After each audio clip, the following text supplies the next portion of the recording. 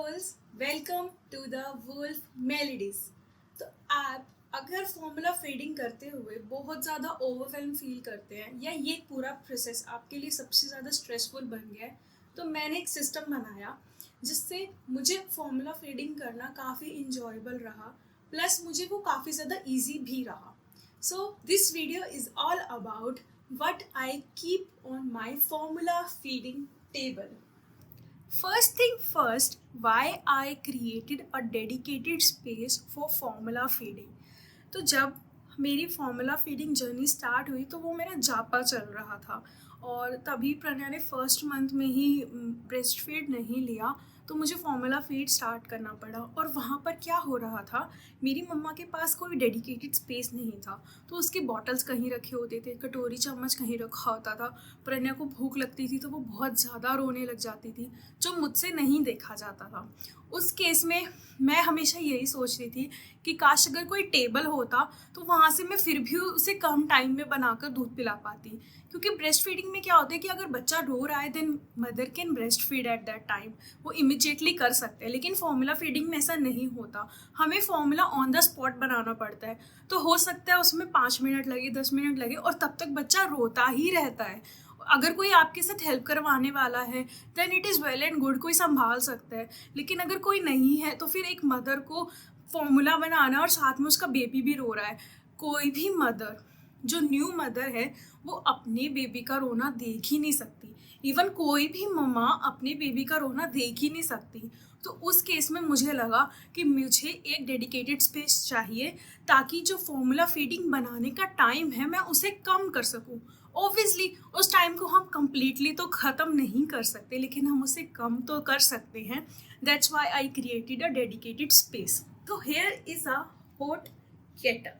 अब इसमें क्या होता है, मैं मॉर्निंग में ही प्रणया का पानी उबाल के रख लेती हूँ, क्योंकि जब बेबी रो रहा है तब आप पानी उबालना नहीं जा सकते। और माइक्रोवेव का यूज़ तो बिल्कुल भी मत करना फॉर्मूला फीडिंग के टाइम पे। आप प्लीज़ मॉर्निंग में पानी उबालो, एक केटल परचेज कर लो, उसमें उसका पानी रखो। जब भी उसको भूख लग रही है इस पानी को यूज़ करें, ठंडा करें, फिर फॉर्मूला मिलाएं और उसके बाद उसे कटोरी चम्मच की हेल्प से घुमाकर ठंडा करके बॉटल में भरकर then give to your child. Shake करना बॉटल को कुछ लोग प्रेफर करते हैं, मैं प्रेफर नहीं करती, उससे बहुत ज़्यादा झाग बन जाता है और बेबी को इश्यूज आते हैं पीने में, विच आई डोंट रियली लाइक। तो मैं प्रेफर करती हूँ कि कटोरी चम्मच से ही उसे फॉर्मूला दूँ। जो सेकेंड आइटम है फॉर्म टेबल में वो है प्रणया की बॉटल्स। यहाँ पे मैं प्रणया की 6 बॉटल्स रखती हूँ, जिसमें से प्लास्टिक बॉटल है, ग्लास बॉटल है और इंसुलेटेड बॉटल है। जो भी टाइप ऑफ बॉटल्स के बारे में मैंने एक कंप्लीट डेडिकेटेड वीडियो बनाया हुआ है ऑन फॉर्मूला फीडिंग, वहाँ पर आपको टाइप ऑफ बॉटल्स के बारे में इंफॉर्मेशन मिल जाएगा। So please check out that video and link is in the description. मेरा फाइनल वर्डिक्ट ये है कि आप बिफोर 6 मंथ्स आप प्लास्टिक बॉटल दें, क्योंकि वो बेबी को भी ईजी रहता है मुंह में रखना और उसे कंट्रोल करना, because they are very glass bottle, they are very heavy. तो आप पहले 6 महीने से प्लास्टिक बॉटल से दे सकते हैं, आफ्टर 6 मंथ आप ग्लास बॉटल से दे सकते हैं, ताकि बच्चे को भी थोड़ा ईजी हो जाए उससे मिल्क लेना। सो the next thing is which is very important in formula feeding is formula। So yes, so the next thing which I keep on my table is formula। अब मैं एप्टा मिल्क यूज़ करती हूँ, एप्टा milk gold. हाँ, यहाँ इसके बारे में थोड़े से कॉन्ट्राडिक्शन है इन द US, बट मुझे पर्सनली इसने बहुत हेल्प करा है और मैं रिकमेंड करूँगी कि आप एक बार अपने डॉक्टर से कंसल्ट करके ही अपना फॉर्मूला डिसाइड करें। मैंने एप्टा मिल्क क्यों चूज़ करा और मेरे लिए ये बेनिफिट रहा है। बेसिकली प्रणया को फॉर्मूला ही देना था, तो पहले मंथ में हमने उसे डेक्सोलैक दिया।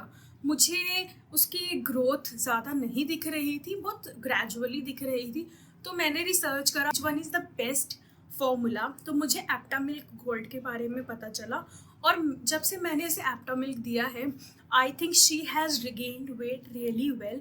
This is an expensive product, I am not suggesting that यही एक अच्छा फॉर्मूला है आउट देयर। प्लीज़ आप उस फॉर्मूला को चूज़ करें जो आपके डॉक्टर ने आपके बेबी के लिए सजेस्ट किया है, ठीक है। और मैं एप्टा मिल्क के बारे में आपको थोड़ा सा अपना एक्सपीरियंस बता देती हूँ। प्रज्ञा को 2 बार लूज मोशंस हुए हैं और लूज मोशन इन बच्चों में 15-15 दिन तक रह जाते हैं, लेकिन by God's grace with Aptamil हमें उसके वेट गेन में इशू नहीं आया। Still in that scenario also Pragya did get weight gain, और वो एप्टा मिल्क की वजह से ही हुआ, क्योंकि मुझे ऐसा पर्सनली मेरी रिसर्च में भी यही पता चला था कि एप्टा मिल्क एक बहुत ही अच्छा फॉर्मूला है। इसमें DHA, ARA और विटामिन और आयरन्स हैं जो हेल्प करते हैं बेबी की ग्रोथ में, उसके मेंटल डेवलपमेंट में, उसके ओवरऑल हेल्थ में। तो इसीलिए मुझे तो एप्टा मिल्क गोल्ड ही पसंद है। अभी मैं स्टेज 1 इसको दे रही हूँ, और may be after 6 months I will shift to stage 2, या फिर I will be shifting to any other formula, but whatever will be the decision I will be taking doctor's recommendation on it, और उसके बाद ही I will switch my formula। ऐसे मत करना कि आप मेरी वीडियो देख रहे हैं तो that just go directly buy Aptamil, नहीं, ऐसा मत करना। आप जो अपने बेबी को दे रहे हैं प्लस आप डॉक्टर से कंसल्ट करें, then you can give Aptamil. Okay, so the next thing is what I keep is her steriliser. अब स्टेरिलाइजर मैं यहाँ पे क्यों रखना पसंद करती हूँ कि क्या होता है कि कभी कभी ना प्रज्ञा को मैंने मिमी का स्टेरिलाइजर लिया हुआ है। इसमें आप 2 बॉटल्स स्टेरिलाइज कर सकते हैं, टॉयज स्टेरिलाइज कर सकते हैं, पानी को गर्म कर सकते हैं, और एक सर्टेन टेम्परेचर में भी आप जैसे मान लीजिए कि आपने मिल्क बनाया और वो बेबी ने छोड़ दिया, तो आप उसे 30 डिग्री के टेम्परेचर पे सेट करके 15 मिनट के लिए रख दो, ताकि जब बेबी दोबारा पिए 5 मिनट बाद 10 मिनट बाद तो बेबी को वो ठंडा नहीं लगे, वो एक सर्टेन टेम्परेचर पे मेंटेन रहे। तो उसके लिए भी आप स्टेरिलाइज़र यूज़ कर सकते हैं। और ये एक 3-in-1 स्टेरिलाइज़र था, तो मुझे तो ये काफ़ी अच्छा लगा था। पर मैं इसका यूज़ अब थोड़ा करती हूँ क्योंकि मेरा काम अब ऐसे चल जाता है, बिकॉज प्रज्ञा अब दूध पी लेती है। वो पहले दूध नहीं पीती थी, वो बहुत ज़्यादा छोड़ती थी, तो उस टाइम पर मुझे इसकी बहुत ज़्यादा हेल्प रही। अभी वो पी लेती है तो मुझे इसकी नीड कम पड़ती है। इस वन मोर थिंग, अगर आपको फॉर्मूला प्रिपरेशन में या फिर फॉर्मूला स्टोरेज के ऊपर ज़्यादा इन्फॉर्मेशन चाहिए तो आप मेरी वीडियो फॉर्मूला फीडिंग देख सकते हैं, जिसका लिंक डिस्क्रिप्शन में है। आप उस वीडियो को ज़रूर देखना, उसमें मैंने डिटेल में बात की हुई है कि फॉर्मूला फीडिंग कैसे देना है, बॉटल्स को क्लीन कैसे करना है, वो फॉर्मूला फीडिंग को स्टोर कैसे करना है, बर्प कैसे कराना है, गैस इश्यूज़ क्या है तो कैसे डील करना है, and everything what is necessary for the baby. The next thing I keep on her table is कटोरी चम्मच। मैं कटोरी चम्मच को भी बॉइल्ड वाटर से ही स्टेरिलाइज करना पसंद करती हूँ, क्योंकि क्या होता है कि नॉर्मल पानी से मुझे लगता है कि थोड़ा बहुत जम रह जाता है, तो एक बार मैं इसे भी उबले हुए पानी से निकाल देती हूँ और उससे ये क्लीन हो जाता है, हाइजीनिक रहता है। बच्चे की इम्यूनिटी कम है, बच्चे की इम्यूनिटी बढ़ने में समय लगेगा, ऑलरेडी वो फॉर्मूला पे है, तो फॉर्मूला पे एकदम से इम्यूनिटी इंक्रीज नहीं होता, वो चीज़ ग्रेजुअली होती है। और जितना हो सके हम उसको हेल्प कर सकते हैं कि उसको कोई भी बैक्टीरिया उसके स्टमक में ना जाए, उसके लिए आप जितना कोशिश कर सकते हैं उतना कोशिश करें, और आप अपने कटोरी चम्मच को भी स्टेरिलाइज कर सकते हैं। The next things are some essentials that I keep, जैसे मैं डायपर टेबल पे रख लेती हूँ, मैं मॉइस्चराइजर टेबल पे रख लेती हूँ, उसका पाउडर जो उसको हर टाइम चाहिए होता है, मैं एक उसके लिए ये हॉट वाटर बॉटल भी रखती हूँ। कई बार क्या होता है कि जब हम लोग वॉक पर जाते हैं तो इसमें मैं गर्म पानी ट्रांसफ़र करके ले जाती हूँ, और ये मुझे हैंडी रहता है क्योंकि ये इसी टेबल पे रहता है, तो मैं ले जाती हूँ। इसे हम अगर बाहर से फीड करा रहे हैं then it is fine, otherwise मैं वापस यहीं पर पानी निकाल कर इसे रख देती हूँ। कुछ मैं इस तरह के बैग भी अपने टेबल पे रखना पसंद करती हूँ कि जब प्रज्ञा को डायपर चेंज करना पड़े तो मैं इसे बैग में ही थ्रो करके उसका डायपर चेंज कर सकूँ। So those diaper disposal bag भी मैं यहीं पर टेबल पर ही रखती हूँ। बहुत मिनिमम ही मैं प्रज्ञा के कोई स्टडी मटेरियल टेबल पे रखती हूँ, but these are flash cards जो मैंने प्रज्ञा के लिए लिए थे during when she was 3 months old. तो ये फ्लैश कार्ड की हेल्प से मैं उसको आई हैंड कोऑर्डिनेशन सिखा रही थी, तो उस टाइम पे मैं ये टेबल पे रखती थी। अभी भी मैं उसको इसकी हेल्प से काफ़ी मदद करती हूँ टीच करने की कि वो इसका कॉन्सेंट्रेशन बने, तो ये भी मैं टेबल पे रखती हूँ। प्लस उसका मैं ये क्या टूल है, जब नाक में बूगर्स आ जाते हैं तो मैं इसकी हेल्प से उसके बूगर्स निकाल कर उसको रिलीफ देती हूँ। At night I use to do this, और अभी भी एक sometimes whenever she needs it, उसके नाक में बूगर आ जाते हैं तो मैं इसकी हेल्प से उसको निकाल देती हूँ। तो ये भी मैं उसकी टेबल पर ही रखती हूँ। कुछ वाइप्स हैं जो मैं इसकी टेबल पे ही रखना प्रेफर करती हूँ। रीज़न बीइंग कि जब भी प्रन्या पॉटी करती है तो मैं इस वाइप्स की हेल्प से उसका बम एरिया क्लीन करती हूँ। और वाइप्स का हैंडी, ठीक है, आप पानी से भी धो सकते हैं, दैट इज़ योर चॉइस। मेरे लिए वाइप्स काम करते हैं। It's much more easy for me to clean her bum area, and I put powder on it and then I change her diaper, or that's how she is going from last 5 months, और हमारे को कोई problem नहीं आया, it's going great. और मैं उसके body पर वाइप्स यूज़ करना प्रेफर नहीं करती, मैं रादर उसको बाथ देना ही पसंद करती हूँ। तो when ever it is like she needs bath bathing, तो मैं उसको बेदिंग ही करवा देती हूँ। तो ये कोकोनट ऑयल है जो मैं उसकी टेबल पे ही रखती हूँ। क्या होता है कि जब बेबी फॉर्मूला फीडिंग पर है ना, तो उसकी ग्रोथ के लिए आपको थोड़े से मेहनत ज़्यादा करनी पड़ती है। उसको दिन में 2 बार मसाज देना बहुत ज़रूरी है ताकि उसकी बोन स्ट्रॉन्ग हो सके, और मैं उसको दिन में 2 बार मसाज देने की कोशिश करती हूँ, लेकिन 1 बार तो मैं देती ही हूँ उसको। और तेल मालिश करना इज़ मैंडेटरी। आप अपने बच्चे को 1 साल तक तेल मालिश ज़रूर करो, उससे उसकी बोन स्ट्रॉन्ग होंगी, वो ज़्यादा ताकतवर महसूस करेगा। और उसके बाद आप अच्छा सा मिल्क बाथ भी दे सकते हैं। थोड़ा मिल्क लीजिए, कच्चा दूध या उबला हुआ दूध, what ever you can choose any, और आप नहलाते वक्त उसकी हेल्प से उसको अच्छे से मालिश करके उसका सारा मैल बॉडी से निकाल सकते हैं। मैं अभी कोई सोप वगैरह यूज़ करना पसंद नहीं करती, मुझे लगता है सोप थोड़ा हार्श हो जाएगा, उसने बाकी सारी ज़िंदगी सोप ही यूज़ करना है। तो now it's her like very tender year, जो उसका फर्स्ट 3 years है, very tender years of her life. तो मैं उसको जितना ज़्यादा नरिश कर सकती हूँ, मैं उतना ज़्यादा नरिश करने की कोशिश कर रही हूँ, which I think every mother does. तो सो आप भी उसे मिल्क बाथ दे सकते हैं। तो ये एक छोटा सा बॉक्स है जो मैंने उसके लिए क्यूरेट किया हुआ है। इसमें मैं थोड़े बहुत उसकी चीज़ें रख लेती हूँ जो मुझे डेली बेसिस पे चाहिए होती हैं। जैसे कि मुझे अगर कभी भी उसको नाक में ज़्यादा दिक्कत आए, जैसे सर्दियों में होती थी, तो मैंने एक नेज़ल ड्रॉप रखा हुआ है which is by the way doctor prescribed. I am not taking any help from कि इस आंटी से पूछ लिया, उस अंकल से पूछ लिया, जो डॉक्टर ने कहा है मैं वही करती हूँ। बड़े बुज़ुर्गों की एडवाइस नो डाउट बहुत अच्छी होती है, लेकिन आई प्रेफर डॉक्टर्स एडवाइस। उसके हाँ, मैं एक चीज़ के बारे में बात करना चाहती हूँ कि मैंने बहुत सारे डॉक्टर से कंसल्ट करा था कि बच्चों को विटामिन या मल्टीविटामिन्स देने होते हैं, आयरन देने होते हैं, कैल्शियम देने होते हैं। क्योंकि जब मैंने डॉक्टर विजिट करा तो मुझे डॉक्टर्स ने प्रिस्क्राइब करा कि आप आयरन देना शुरू करें, आप कैल्शियम देना शुरू करें, which is the kind of a shocker to me कि बेबीज़ को इन सब चीज़ों की क्या नीड है, जबकि एप्टा मिल्क में तो ये सब चीज़ें होती भी हैं। तो मैंने बहुत सारे डॉक्टर से कंसल्ट करा, इवन मैंने गवर्नमेंट डॉक्टर से भी कंसल्ट करा, and every one told me this thing कि 1 year तक प्लीज़ गिव कैल्शियम्स, आयरन्स, मल्टीवाइटामिन्स और वाइटामिन्स आप बच्चे को ज़रूर दें। इसका कोई भी ऑल्टरनेटिव नहीं है।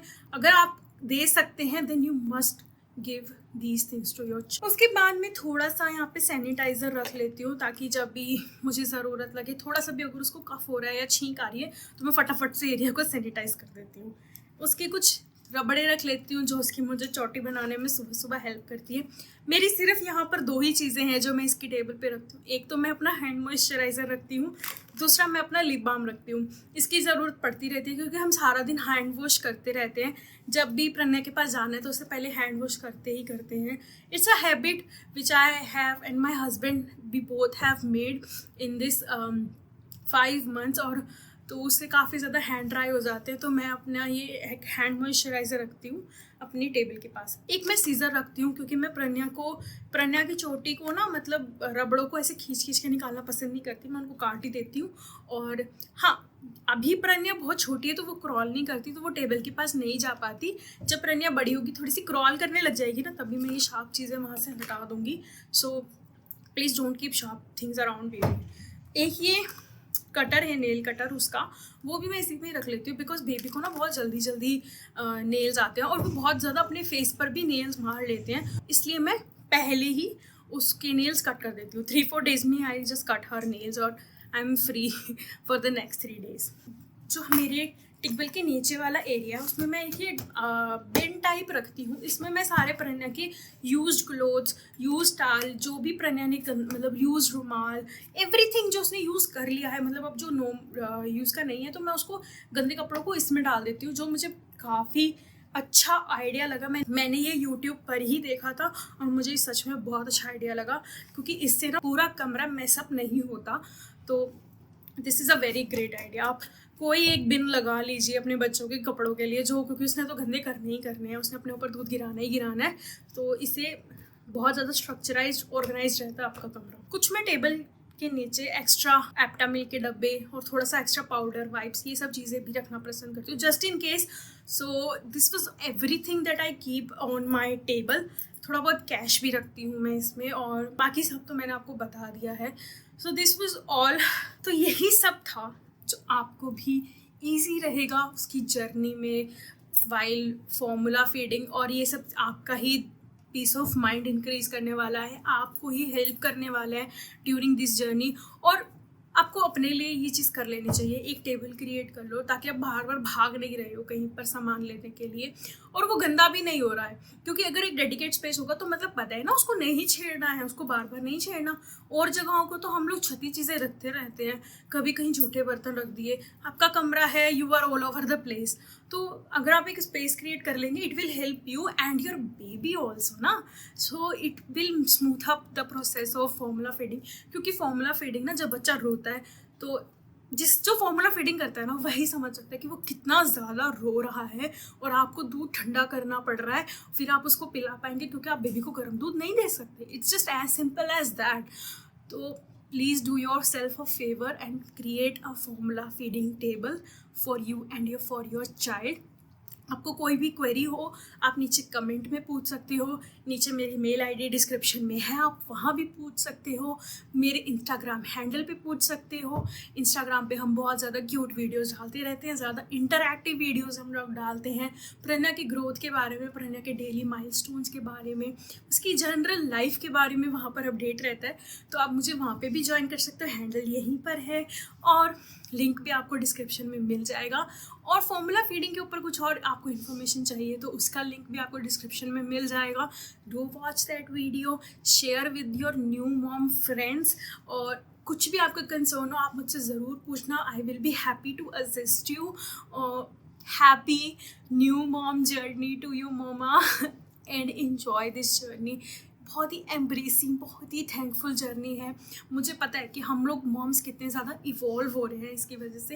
एज अ मॉम मैं जब प्रेगनेंसी के दौर में थी ना, मेरे को कभी नहीं लगा था that I can do this. मुझे लगा था, मैं अपने हस्बैंड से यही बात करती थी कि मैं पॉटी कैसे साफ़ करूँगी, I am not going to clean the potty, you will be responsible to clean her poop, but now I clean every time.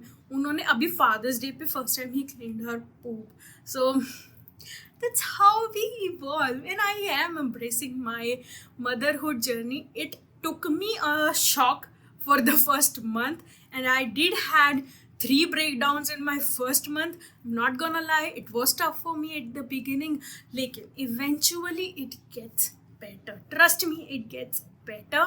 You will enjoy more. Your baby is your happy zone. You will love it. So yes, now I will just end the video here, और मैं आपसे मिलूँगी अपनी next video में, which will be more intriguing, more interesting, more engaging, और हम लोग ज़्यादा कनेक्ट भी करेंगे उस वीडियो में। आपको जो भी पसंद आया हो आप कमेंट कर देना, नहीं पसंद आया वो भी कमेंट कर देना, लेकिन एक हार्ट ज़रूर छोड़ देना कि आपको ये वीडियो अच्छा लगा। And thanks for motivating me as well. So bye, take care, thank you my beautiful souls, and I will see you in the next video.